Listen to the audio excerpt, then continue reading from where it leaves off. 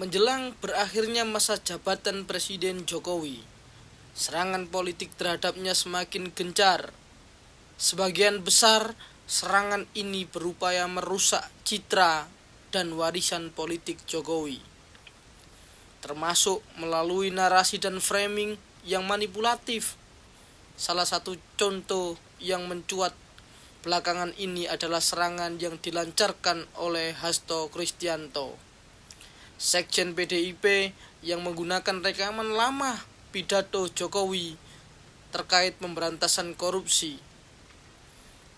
Hasto terlihat sedang mencoba menampilkan Jokowi dalam perspektif yang negatif, seolah-olah Presiden telah melakukan tindakan yang bertentangan dengan komitmen awalnya. Dalam memerangi korupsi, tersemat pula sebuah gambaran seolah-olah Jokowi telah melakukan cara untuk memperhangus lawan politiknya. Rekaman tersebut sebenarnya adalah potongan dari pidato Jokowi saat membuka Rapat Koordinasi Nasional Indonesia Maju, Pemerintahan Pusat dan Forkompimda pada 13 November 2019.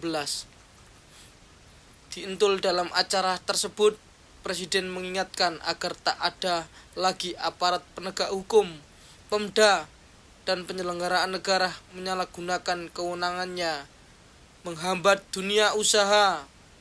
Tapi oleh Hasto dipelintir seakan-akan Jokowi memakai kasus hukum sebagai alat menyedera dan mengintimidasi elit-elit politik yang jadi lawan politiknya.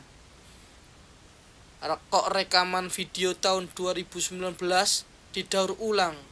Ini menampilkan Hasto kurang bahan buat menyerang, saking panik sendiri, atau bisa jadi memang ada niat jahat untuk menyerang Jokowi dengan segala cara, padahal dia tahu dan sadar itu adalah rekaman pidato lama Jokowi. Mengangkat video pidato terbuka seolah-olah itu rekaman rahasia justru memperlihatkan kepanikan Hasto seperti orang yang tenggelam yang berusaha meraih apapun untuk dijadikan pegangan, dan konyolnya Tempo menyebarkan tanpa mengecek terlebih dahulu. Bocor kasar alat Tempo ini semakin mendowngrade dirinya sendiri karena ikut-ikutan meramaikan hoax pelintiran Hasto.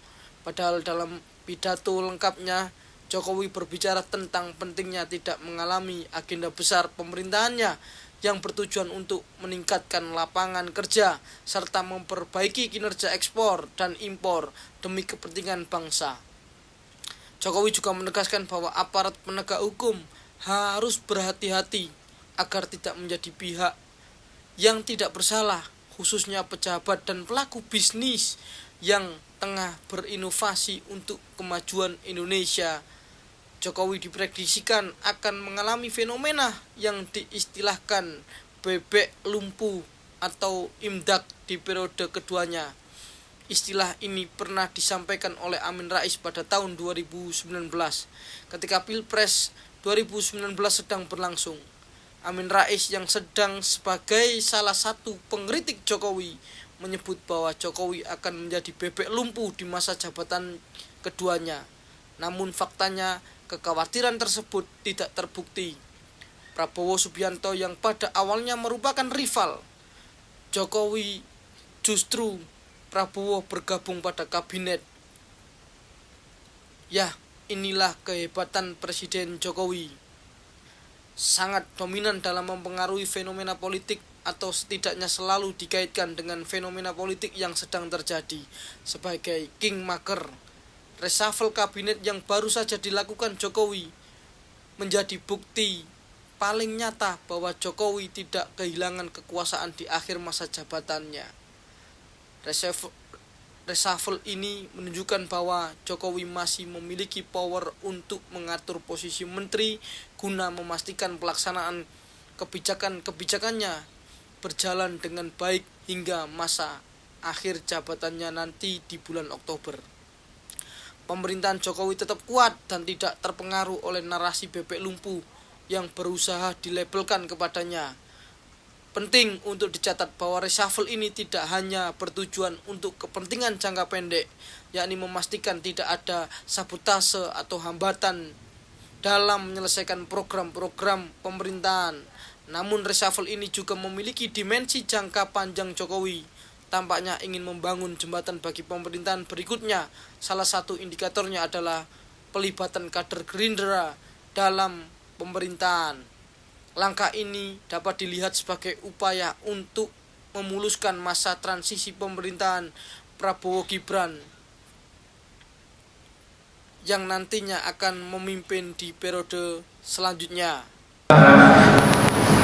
Dan saya ingatkan juga, jangan menggigit orang yang benar.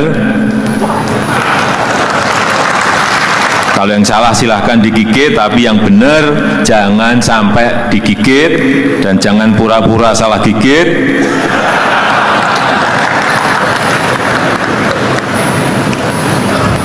Jangan pernah juga menggigit pejabat atau pelaku-pelaku bisnis yang sedang berinovasi untuk kemajuan negara ini.